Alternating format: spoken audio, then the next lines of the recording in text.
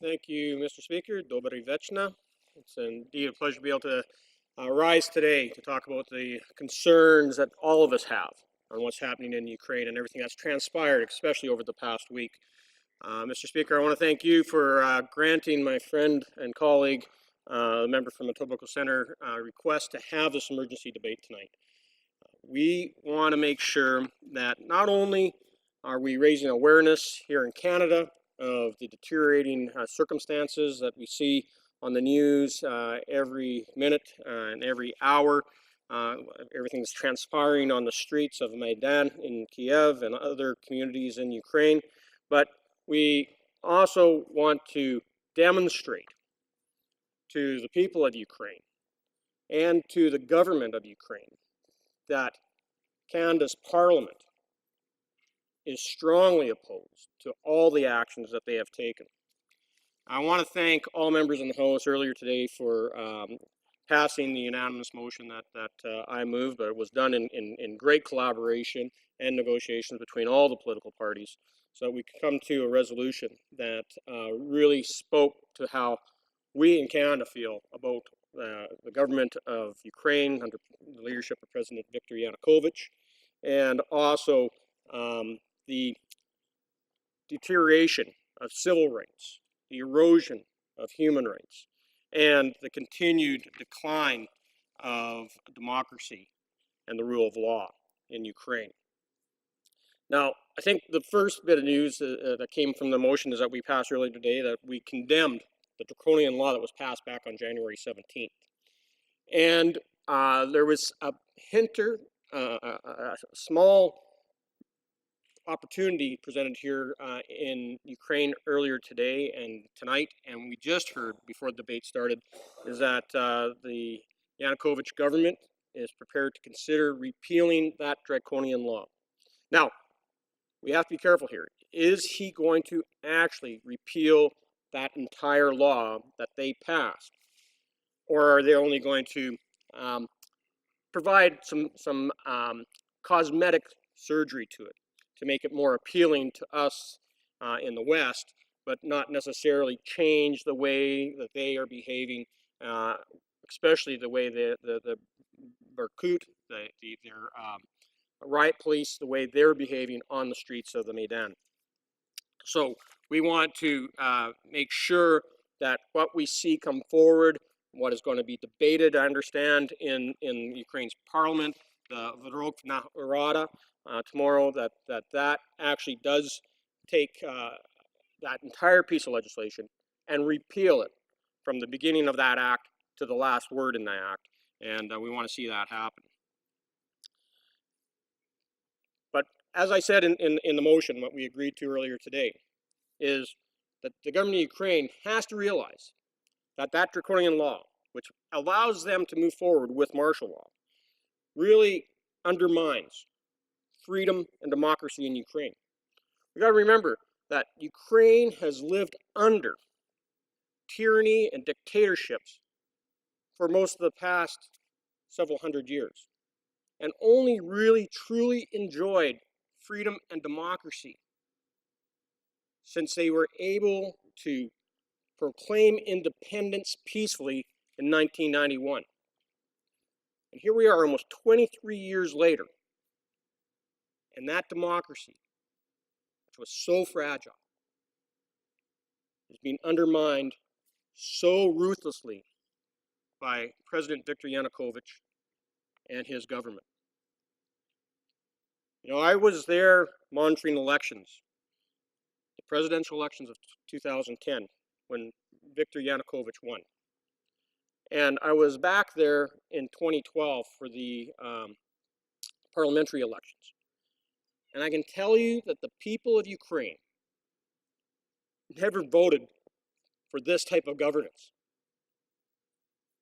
They want their democratic voices to be heard. That's what the protests that are taking place for the last 2.5 months in Kiev and other cities is all about, is that they are disappointed in this government. They're disappointed that they walked away from the European cooperative agreement and closer trade relationships with Europe. They're upset that the government of Ukraine continues to slide more and more into entrenched with the Russian government, and is not acting as a free and independent country anymore, and is quashing the civil liberties, the rights, and the freedoms of everyone that lives in Ukraine. Now, all of us today, earlier, through the motion, condemned the violence. We're saddened by the deaths that have occurred. We know that there are hundreds of innocent protesters. Often, many of them have been targeted by using cell phones. They've been gone out and targeted specifically journalists, academics, things that we see often in dictatorships and totalitarian regimes. They go after the intellects, and they've imprisoned those people. And we haven't heard from them. We know of the ones that were killed on the streets. At least two of them, by sniper fire. And yet, we aren't hearing about the other ones that have been arrested, that there's allegations that they've been tortured. And we're not hearing about what is occurring with so many that have also been arrested right from hospital. After some of the riots that occurred on the streets of Kiev, they went to the hospital to get treatment. The police came in, arrested them, denied them treatment, and many of them were taken outside the city and dumped out in the forest. And we know at least of one death that resulted from that.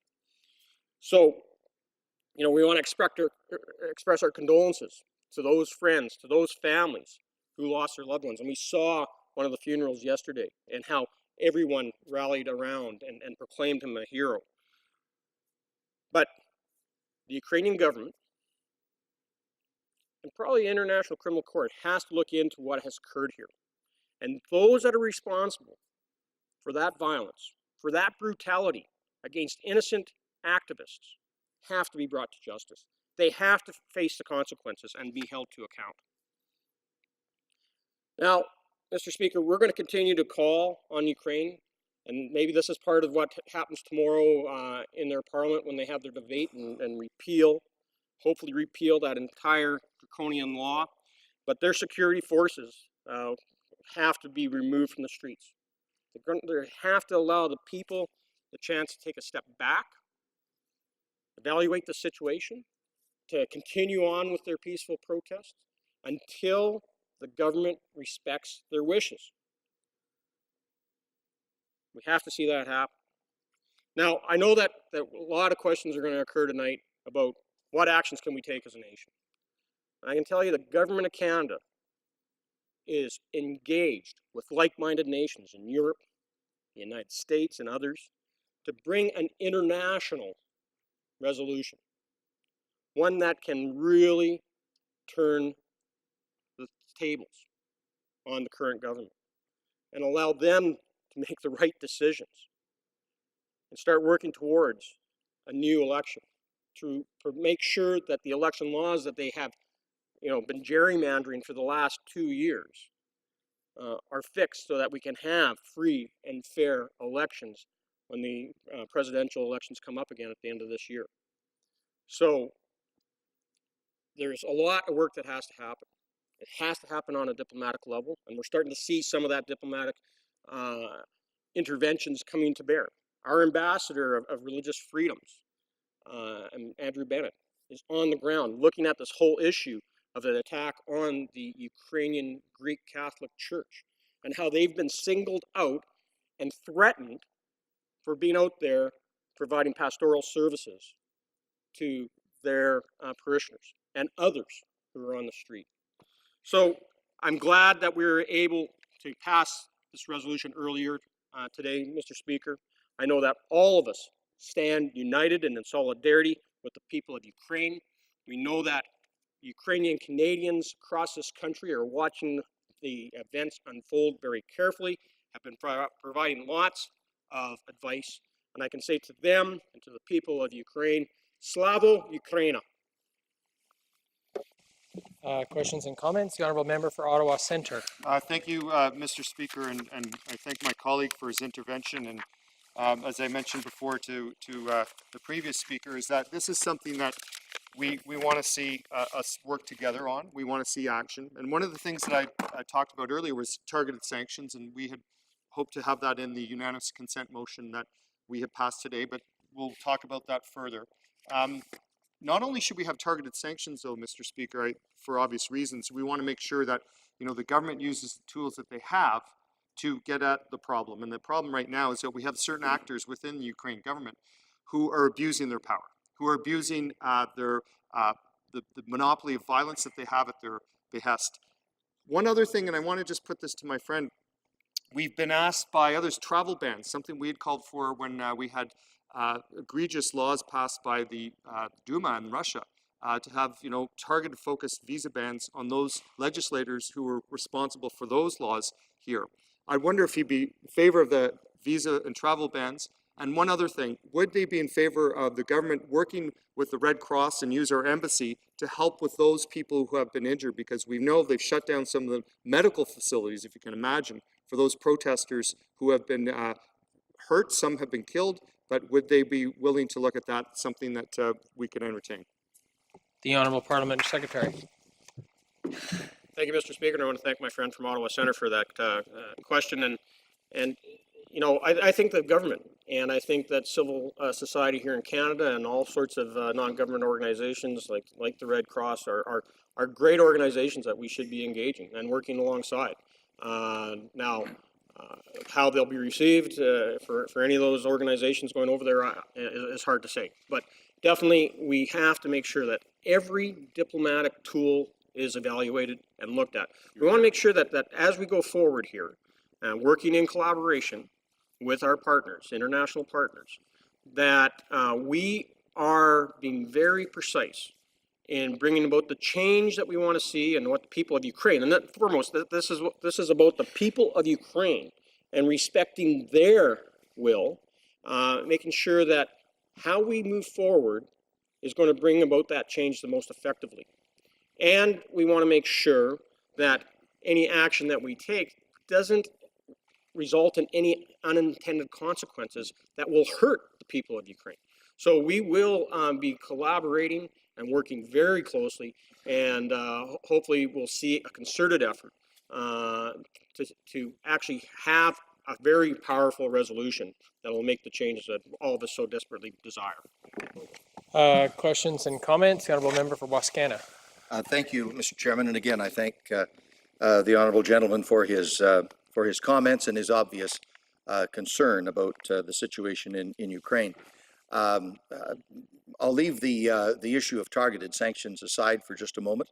I take it that the government is actively examining how to do this in concert with allies, and I hope this suggestion is taken seriously and constructively. There are two other ideas that I think could be very helpful in these circumstances, and I wonder what the government's reaction is to these. First of all, a special expedited and no-cost Canadian visa regime to be available to injured protesters if they need to leave the country to receive medical treatment, for example, to family members of protesters who have been killed, and family members of protest organizers whose lives may be in jeopardy.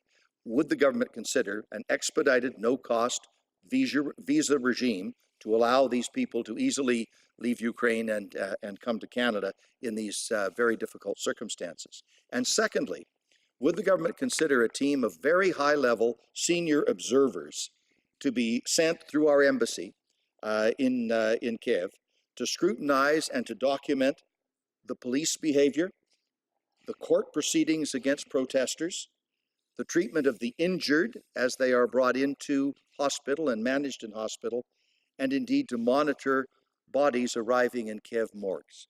Would that team of advice? The Honourable Parliamentary Secretary. Thank you, Mr. Speaker, and I want to thank the member for his question. And I think those are a lot of great ideas. I know a lot of ideas are coming forward from the Ukrainian Canadian Congress and others who have boots on the ground and they're watching everything unfold there.